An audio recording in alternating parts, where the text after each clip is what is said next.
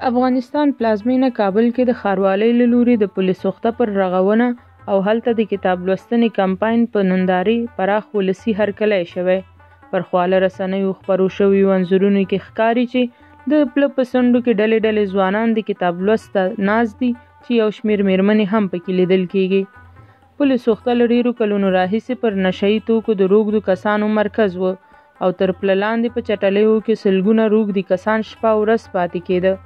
حکومت له ډېرې مودې راهیسې د ښار له دغه ګڼ وګړي ځایه روږدي کسان ټول کړي او یو روغتیایي مرکز ته یې لیږدولي چې وایي درملنه او پالنه یې کېږي.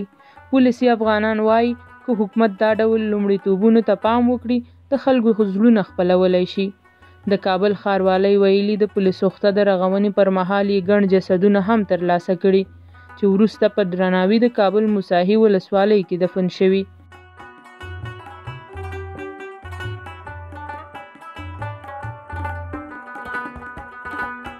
په تیرو 2 لسیزو کې د میلیونونو ډالرو په لګېدو بیا هم د پولیس سوخته په څیر د کابل ښار ډېرې سیمې ناپاکه او ستونزو سره مخ وي. په افغانستان کې نه یوازې کابل د هېواد ګڼو ولایتونو کې پر نشو روږدي کسان ورځ تر بلې ډېرېږي. که ورته چاره په نورو سیمو کې هم پلي شي پر نشه د روږدو کسانو د کمېدو هیلې شته. سایره سلیم، سیمه نیوز، کابل.